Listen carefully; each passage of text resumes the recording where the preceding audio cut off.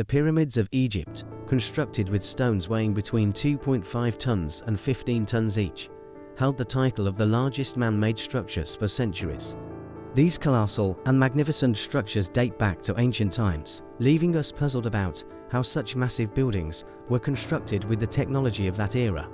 Due to their intriguing features and design, the Egyptian pyramids have given rise to numerous theories. Today's video will focus on how these pyramids were built with the limited technology of the time and the validity of the theories surrounding them.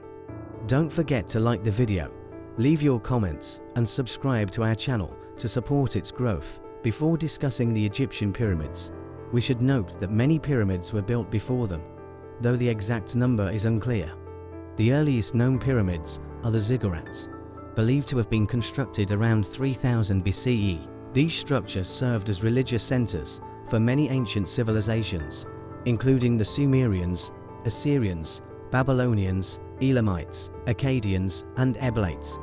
The most famous examples of these ziggurats are the ones located in Ur and Akkar Kuf in modern-day Iraq and Chagazambal in Iran. Another series of pyramids, known as the Nubian pyramids, are located in Sudan, with their count varying between 220 and 255 depending on the source.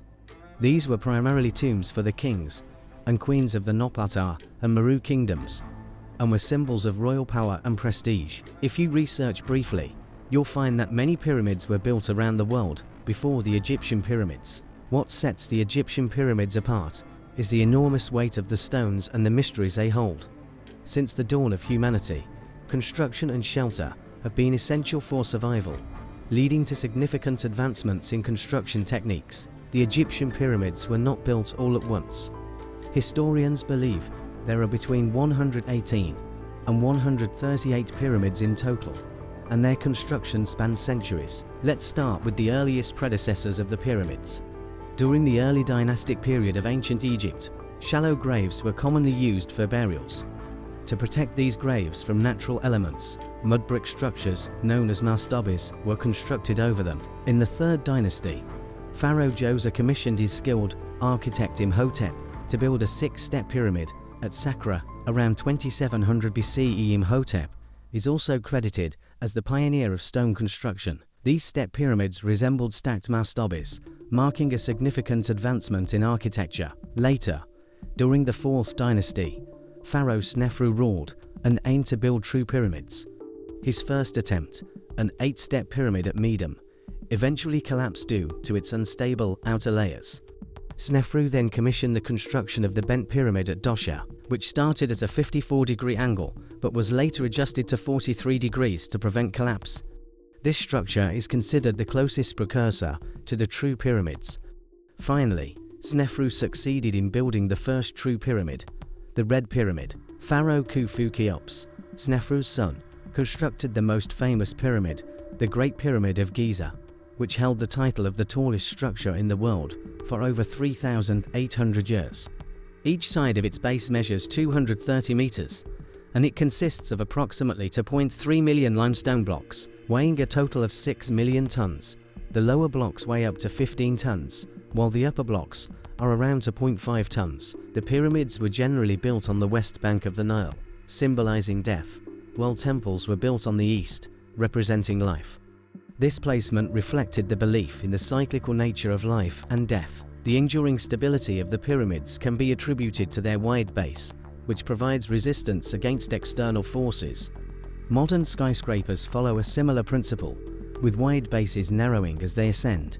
Additionally, ancient builders prioritized structural integrity over aesthetics or functionality, unlike modern constructions that often prioritize appearance. One of the most debated topics is how the Egyptians moved and lifted such massive stones with their limited technology.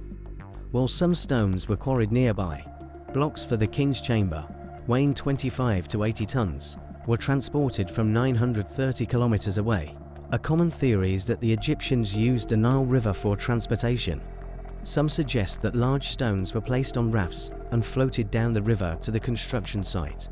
Experiments show that 20 people could potentially move a 2.5-ton block on water. Research also suggests that the Egyptians used sleds on wet sand.